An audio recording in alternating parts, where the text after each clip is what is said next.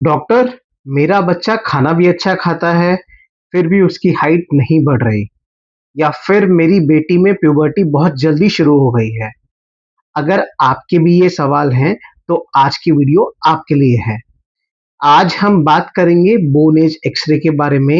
ये क्या होता है, कब करवाना चाहिए, रिपोर्ट का मतलब क्या होता है और क्या इससे फ्यूचर हाइट का अंदाजा लगाया जा सकता है। चलिए शुरू करते हैं। बोन एज एक्सरे क्या होता है? बोन एज एक्सरे एक स्पेशल एक्सरे होता है जो आमतौर पर लेफ्ट हैंड और रिस्ट का किया जाता है। ये आपके बच्चे की एक्चुअल एज नहीं बल्कि हड्डियों की मैच्योरिटी बताता है।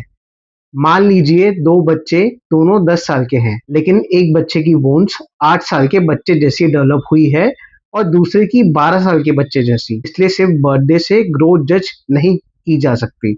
बोन एज डॉक्टर को बताता है कि बच्चे की ग्रोथ कितनी आगे या पीछे चल रही है।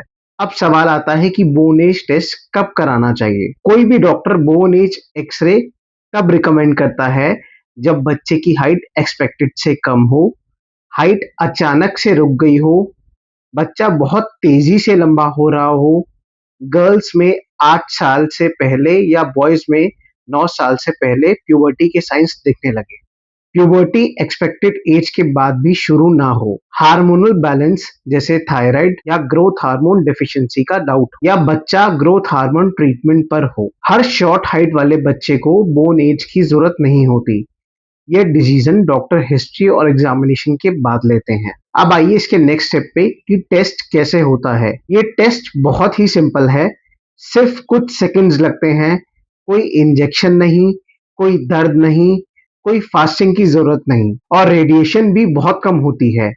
इसलिए जब डॉक्टर एडवाइस करे तब ये टेस्ट जनरली सेफ माना जाता है। अब इसके नेक्स्ट स्टेप पे आते हैं कि रिपोर्ट्स का मतलब क्या होता है। अगर बोन एज और एक्चुअल एज सेम हो तो growth generally normal pattern follow कर रही होती है। अगर बोन एज एक्चुअल एज से कम हो तो बच्चा लेट ब्लूमर हो सकता है या हार्मोनल इवैल्यूएशन की जरूरत हो सकती है। और अगर बोन एज एक्चुअल एज से ज्यादा हो तो अर्ली प्यूबर्टी या कुछ एंडोक्राइन डिसऑर्डर की पॉसिबिलिटी हो सकती है। बोन एज के बेसिस पर डॉक्टर फ्यूचर एडल्ट हाइट का एस्टिमेट लगाते हैं और डिसाइड करते हैं कि सिर्फ ऑब्जर्वेशन करना है या फर्दर ब्लड टेस्ट और ट्रीटमेंट की जरूरत है। लेकिन याद रखिए, बोन एज अकेला डायग्नोसिस नहीं करता।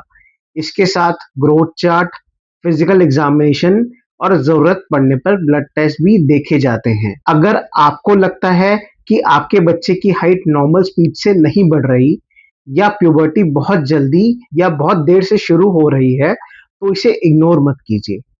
टाइम पर इवैल्यूएशन कराना बहुत जरूरी है। और एक इम्पॉर्टेंट बात, डिलेड बोन एज का मतलब हमेशा डिजीज नहीं होता। बहुत से बच्चे सिर्फ लेट ब्लूमर्स होते हैं और बाद में नॉर्मल ग्रोथ अचीव कर लेते हैं। अगर ये वीडियो आपको यूजफुल लगी हो तो इसे लाइक करें, शेयर करें और चैनल को सब्सक्राइब करना ना भूलें।